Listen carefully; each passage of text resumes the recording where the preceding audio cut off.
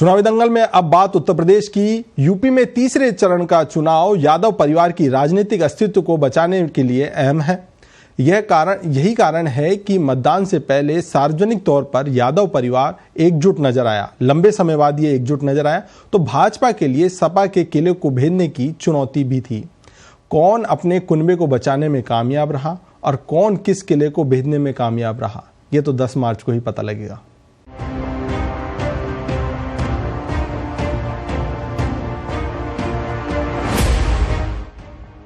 UP में 3 चरणों का हुआ मतदान। 172 सीटों के लिए वोटिंग संपन्न। कई दिग्गजों की किस्मत ईवीएम में बंद।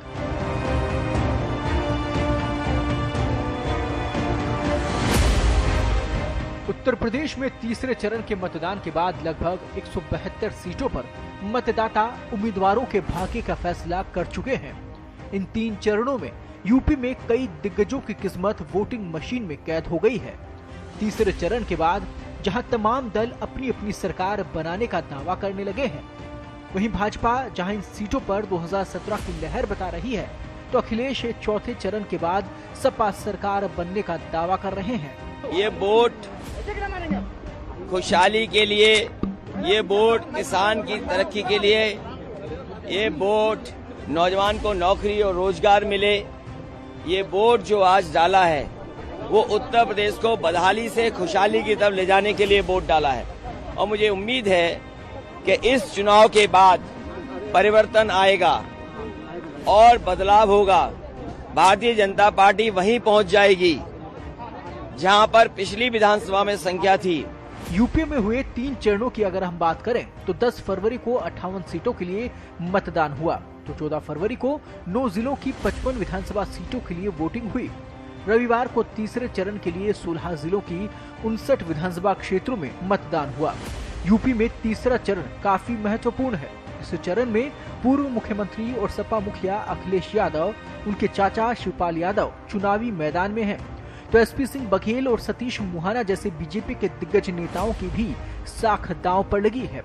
तो आज भी नेताजी का आशीर्वाद लिया है।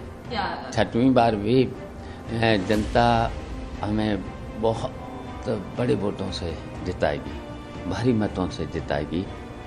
और मुझे तो लगता है कि उत्तर प्रदेश में सबसे बड़ी जीत हमारी होनी चाहिए। अखिलेश को पूरा मेरा आशीर्वाद। वो 2022 में जो गठबंधन बनाया है तब वो उत्तर प्रदेश के मुख्यमंत्री बने। अरे करहल में कोई चुनाव नहीं यार, क्या आप लोग खुद बवंडर बना रहे हैं। करहल में कोई चुनाव नहीं, 1.5 लाख से ज्यादा वोट से अखिलेश जीतने जा रहे हैं और एसपी सिंह बघेल की जमानत जब्त होने जा रही है, लिख लीजिए।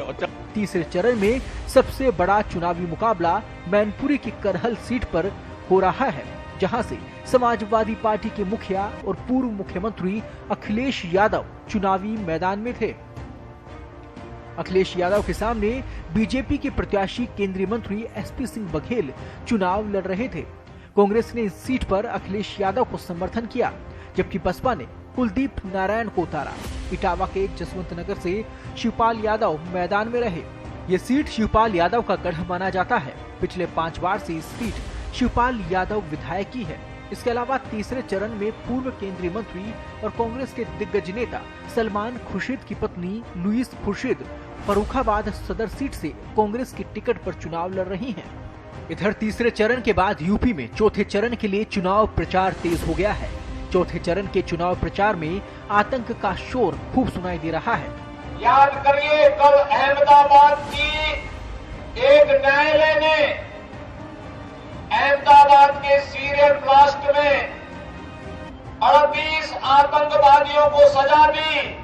उत्तर प्रदेश के भी उसमें से कुछ आतंकी थे और उनमें से एक आतंकवादी का परिवार तो समाजवादी पार्टी के राष्ट्रीय अध्यक्ष के साथ समाजवादी पार्टी को वोट मांगते हुए देखा है हमने। और जहां तक सवाल अनुराग ठाकुर का है, वो मंत्री हैं।